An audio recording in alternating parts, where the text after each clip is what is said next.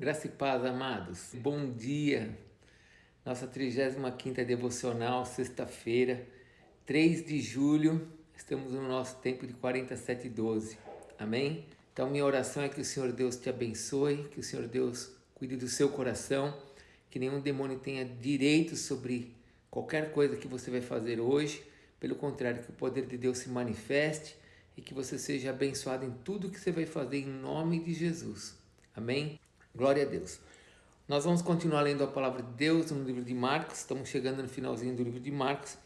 Hoje nós vamos ler a passagem de Jesus no Getsemane até a prisão dele diante do Sinédrio. Vamos ler capítulo 14, versículo 32. Diz assim: Então foram a um lugar chamado Getsemane.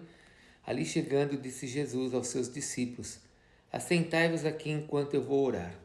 E levando consigo a Pedro, Tiago e João, começou a sentir-se tomado de pavor e de angústia.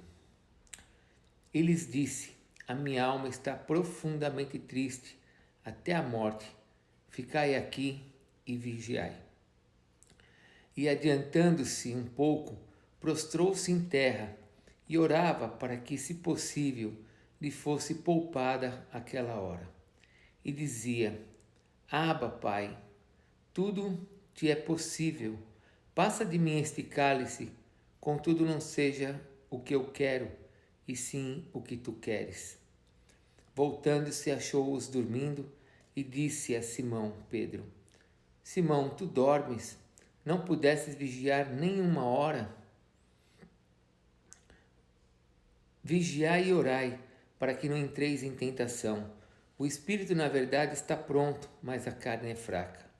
Retirando-se de novo, orou, repetindo as mesmas palavras. Voltando, achou-os outra vez dormindo, porque os seus olhos estavam pesados, e não sabiam o que lhes responder.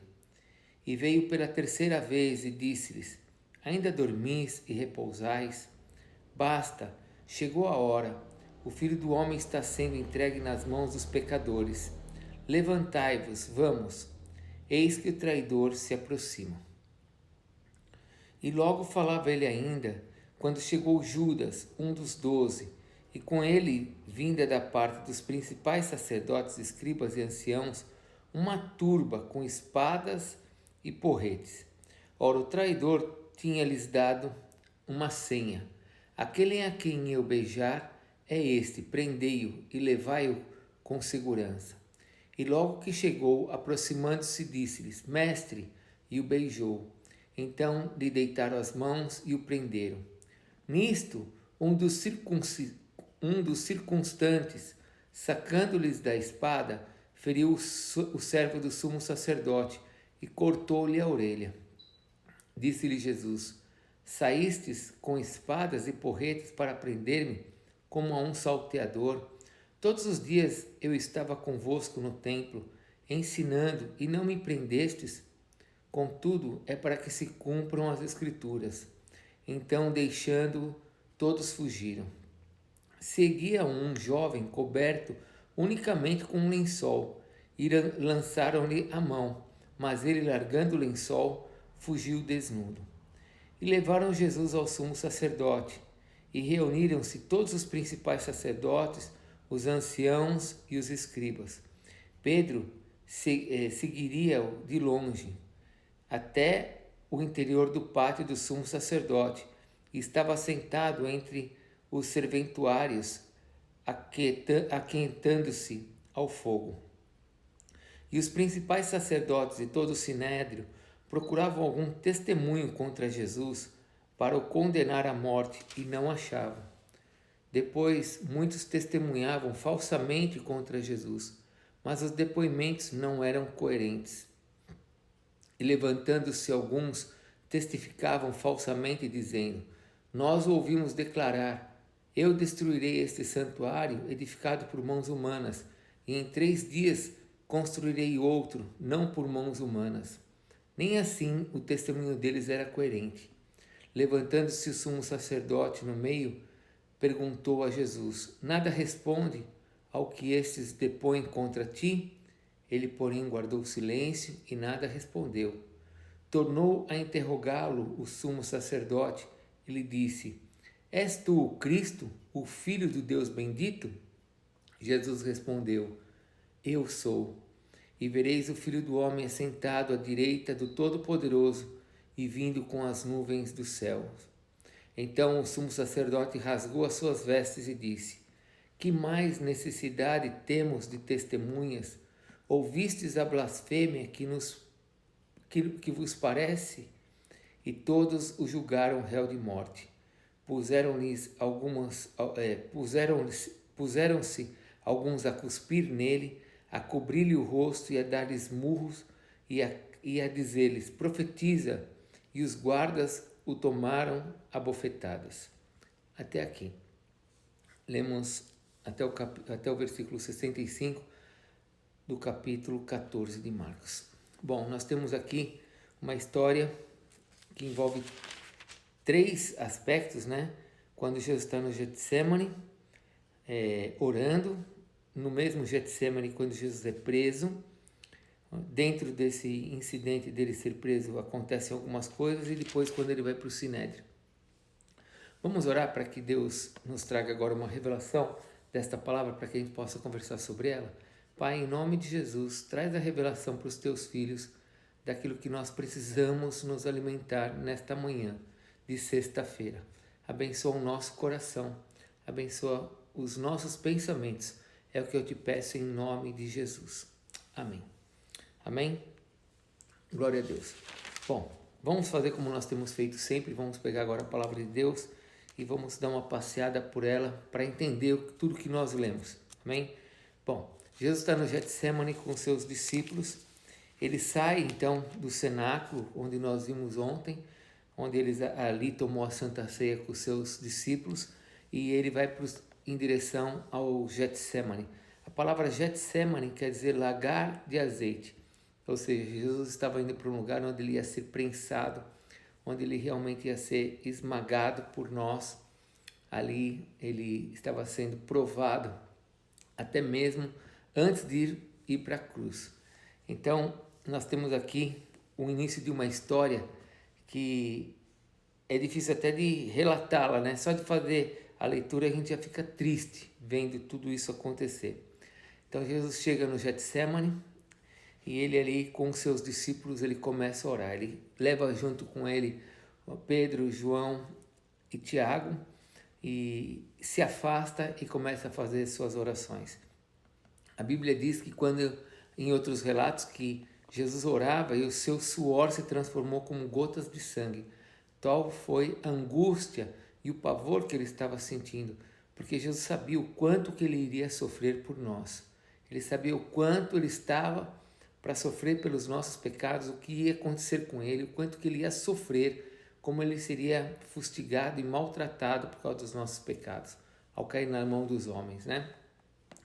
Jesus disse no versículo 34, a minha alma está profundamente triste. E ele então pede para os discípulos estar vigiando por ele, estarem orando por ele. Não adiantou nada, os discípulos dormiam no meio de tudo aquilo. Jesus fez isso por 3 vezes. 3 vezes Jesus foi, chamou os discípulos e por 3 vezes os discípulos dormiam. Jesus ia e falava para o Pai, Pai, passa de mim esse cálice. Jesus sabia do seu sofrimento. E nós também sabemos no livro de Hebreus que o Pai escutou a oração de Jesus, né? Lá em Hebreus diz que, vou falar de maneira bem simples para vocês, mas em Hebreus diz que o Pai disse para Jesus, se você quiser parar a obra aqui, você pode parar, mas Jesus foi até o fim por nós. E no meio dessas orações, Jesus voltava e, como eu já falei, 3 vezes ele encontrou seus discípulos dormindo. Será que foi por causa do muito vinho que eles tomaram na ceia? Seja qual for a razão, eles não puderam vigiar enquanto Jesus estava naquela angústia, naquele sofrimento. Bom, chega um momento que Jesus fala assim, vamos se levantar e vamos porque eles estão chegando. O traidor se aproxima. E aí nós entramos na outra parte, que é a parte em que Judas chega, do versículo 43 até o versículo 52, quando Judas chega com uma senha. A senha era aquele a quem ele beijasse seria o que eles deviam prender. Quando eles chegam e beijam Jesus, quando ele beija Jesus, as pessoas vão prender Jesus. Pedro, né? Lembre-se que quem está escrevendo aqui é Marcos. E Marcos omite aqui o nome de Pedro, porque Pedro puxa a espada e corta a orelha de Malco, servo, né, do sumo sacerdote. E Pedro, então, ele é protegido aqui por Marcos. Marcos não quis dar o nome dele. Pedro corta a orelha. Os evangelhos de Lucas diz que Jesus coloca a orelha no lugar e cura esse homem. E depois fala um relato aqui no versículo 51 e 52 de um jovem que estava coberto com um lençol, e esse jovem, quando estava andando, alguém segura ele para prender ele, ele larga o lençol e sai praticamente pelado. Esse jovem era o próprio Marcos. Então ele omite o nome dos dois, o dele e o de Pedro. Ele protege os dois aqui, né? Depois disso, Jesus é levado para o sumo sacerdote, com muitas acusações, muitas mentiras. Não pegam Jesus em nada. Jesus cospe em Jesus, bate em Jesus, e ele é condenado à morte. Vamos meditar? Primeira coisa para meditar. Você pode sentir o amor de Jesus por você aqui? O amor que ele teve por nós? No versículo 36 diz que ele sabia o quanto que ele ia sofrer. O versículo 36 diz que ele falou para o Pai: Pai, se possível, passa de mim esse cálice. Contudo, não seja o que eu quero, mas sim o que tu queres.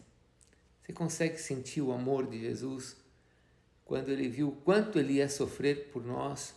E mesmo assim, mesmo tendo o aval do Pai para voltar atrás, ele foi até o fim por nós. Como o Filho nos amou, como ele decidiu morrer por você e por mim, sofrer tudo o que ele tem que sofrer. Ele decidiu fazer a vontade do Pai acima de todas as coisas. Então seria muito bom nós meditarmos nesse dia. Se Jesus morreu por você, e ele morreu porque ele amou você, pense um pouquinho. O que ele pode pedir para você que seria muito difícil para você fazer por amor a ele?